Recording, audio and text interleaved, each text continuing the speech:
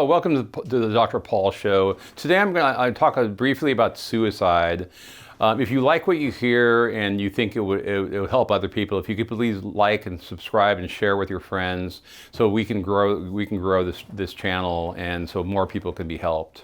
The subject of suicide, this is obviously the most serious consequence in the field I'm in. So someone who's contemplating suicide is really at the point of giving up, obviously. It's been increasing in recent years. With COVID, with the pandemic, it had increased. I think a lot of people losing everything and feeling hopeless, and and now with the recent fires in LA, suicides are up. So it's a serious condition, and I mean, obviously there's help out there. There's suicide hotlines, but suicide, thankfully, most of the time we call it suicidal ideation, but not planning. That's good. If it's a point where someone's planning it out, how they're going to do it, when they're going to do it, that's an emergency, and that's a true psychiatric emergency. The best remedy for that is they need to be hospitalized. They need to be safe. The criteria to be hospitalized is if you're a danger to yourself or others. So if you want to kill yourself, you're going to harm others. That's the criteria for hospitalization in a psychiatric facility. But when you get to the point, like I have a lot of patients who come and see me with suicidal ideation. They say, I'm not going to do it, but if I didn't wake up tomorrow, I'm fine with that. Or I wouldn't do that to my kids. I wouldn't do that to my significant other, whatever. But if they get to the point where they're even thinking it, that's a serious condition right there. So I try to get right to the root of the problem and find out what the diagnosis is. Are they depressed? Are they anxious? Are they bipolar?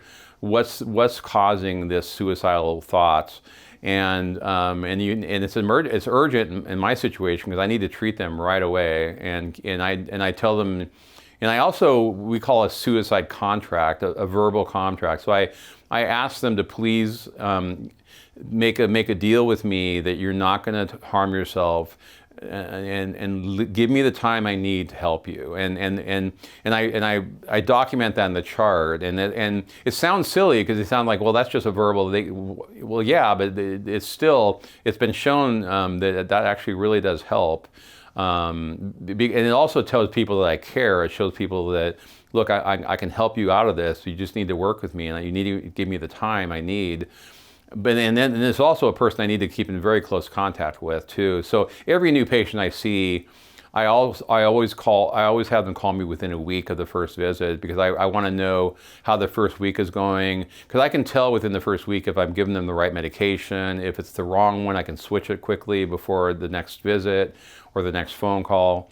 So it's an urgent situation in my mind, because obviously if they're suicidal, they're severely depressed, and they need help. And when people get out of that thinking and they're no longer suicidal, it's very gratifying, and they're gratified to not be there. I'm really happy that they're not there anymore, and that's the best situation. So if you know anyone, if you yourself or know anyone, family, friend, loved one, anyone who's suffering with depression, with anxiety, with any mental health condition, anyone who's expressed any kind of suicidal thinking, please tell them to watch this video. Please tell them to reach out to me. I can help. They can see me in my office, or if they're not in my area, we can do a virtual visit. I'm there to help whoever needs to be helped. And thank you for listening.